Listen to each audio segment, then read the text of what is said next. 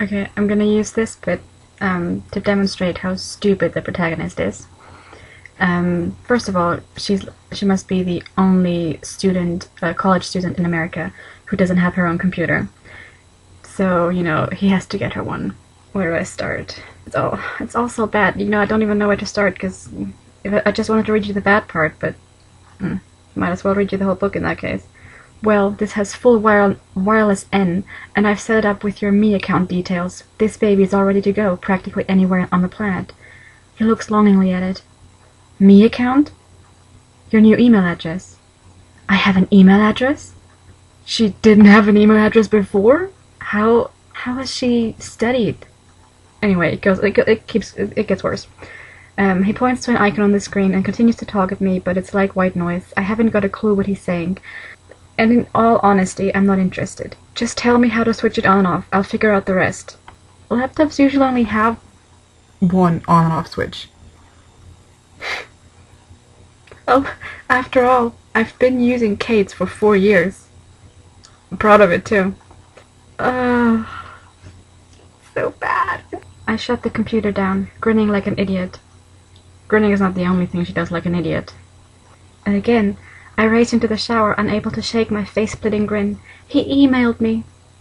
Did she forget about the contract?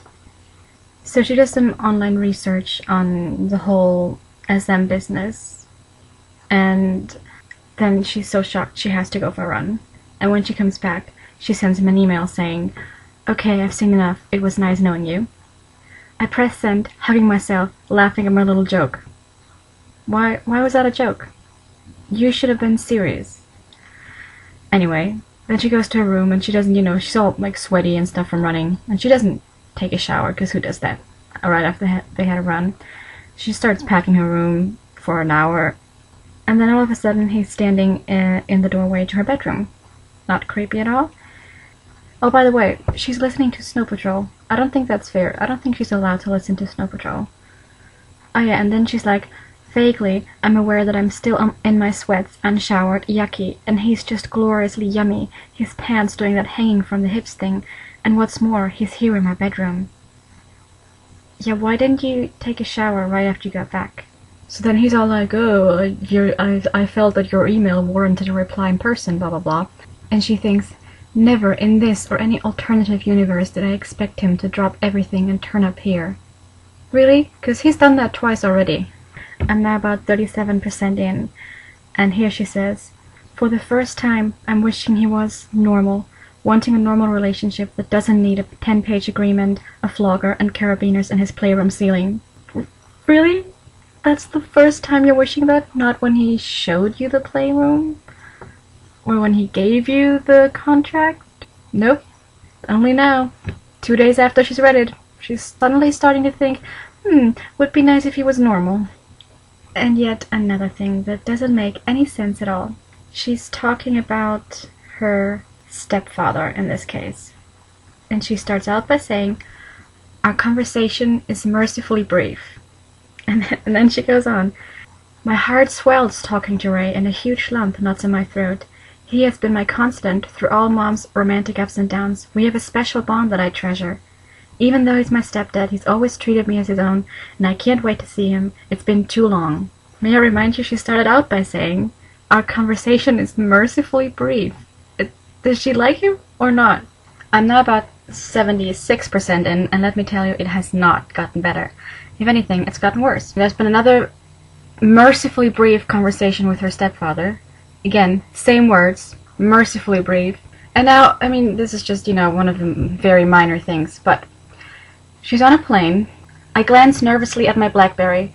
There are no further emails from Christian. Well, it's nearly 3 in the morning in Seattle. He probably wants to discourage me from screwing up the avionics system or whatever prevents planes from flying if mobile phones are switched on. Surely if she can check if she has any new emails. The phone is on. I mean, I don't have a BlackBerry, but I just assume that in order to see if there are emails or not, the phone would have to be on, right? Since they're apart, they're now emailing. And it's getting a bit kinky, to be honest. But I just find the fact that they need to discuss these things, I find it so funny. So in an earlier email, he made a joke about binding and gagging her.